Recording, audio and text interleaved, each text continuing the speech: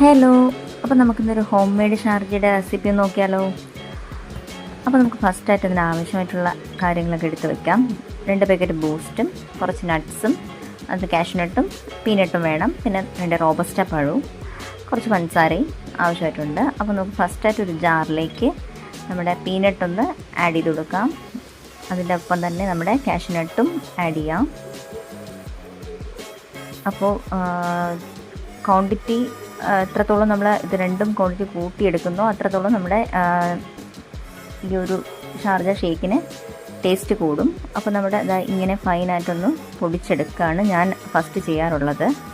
സെക്കൻഡായിട്ട് അതിലേക്ക് നമുക്ക് കട്ട് ചെയ്ത് വെച്ചിരിക്കുന്ന റോബസ്റ്റ ആഡ് ചെയ്ത് കൊടുക്കാം. എന്നിട്ട് വീണ്ടും നന്നായിട്ടൊന്ന് ഒന്ന് അടിച്ചെടുക്കാം. ശേഷം അതിലോട്ട് നമുക്ക് അടിച്ചു വെച്ചിരിക്കുന്ന ആ ഒരു മിക്സിലേക്ക് നമുക്ക് പാലൊന്ന്, അതായത് ഫ്രീസ് ചെയ്ത പാലൊന്ന് ആഡ് ചെയ്ത് കൊടുക്കാം. അപ്പോൾ ഞാനിവിടെ 1 കവർ പാലാണ് യൂസ് ചെയ്തിട്ടുള്ളത് നമ്മുടെ ഈ ഒരു ഷാർജ ഷേക്കിന് വേണ്ടിയിട്ട്. അപ്പോൾ നന്നായിട്ട് ഫ്രീസായ പാൽ തന്നെ എടുക്കാൻ നമ്മൾ ശ്രദ്ധിക്കണം. അപ്പോൾ അതിലേക്ക് നമുക്ക് 1 പാക്കറ്റ് ബൂസ്റ്റ് ഒന്ന് ആഡ് ചെയ്ത് കൊടുക്കാം.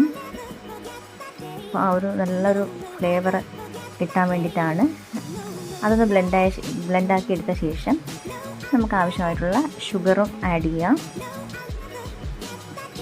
അപ്പോൾ അതിനൊപ്പം തന്നെ നമുക്ക് ആഡ് ചെയ്യാമായിരുന്നു. ഇവിടെ ഷുഗർ പേഷ്യൻസ് ഉള്ളത് കാരണം അവർക്കുള്ളത് എടുത്ത് മാറ്റിയ ശേഷമാണ് ഞങ്ങൾക്കുള്ളതിൽ ഷുഗർ ആഡ് ചെയ്തത്. ഫൈനലി നമ്മുടെ ടേസ്റ്റി ആയിട്ടുള്ള Sharjah shake, home made Sharjah shake ready ആയിട്ടുണ്ട്. അപ്പോൾ ഇതിനി നമുക്ക് ടേസ്റ്റ് ചെയ്ത് നോക്കാം. എല്ലാവരും ഒന്ന് ട്രൈ ചെയ്ത് നോക്കുക. അപ്പോൾ ഞാനിതിപ്പോൾ സച്ചോട്ടിനെ ടേസ്റ്റ് ചെയ്യാൻ കൊടുക്കുകയാണ്. അപ്പോൾ സച്ചോട്ടിന് നന്നായിട്ട് ഇഷ്ടപ്പെട്ടിട്ടുണ്ട്. അപ്പോൾ അത്രയേ ഉള്ളൂ. Tata, bye bye.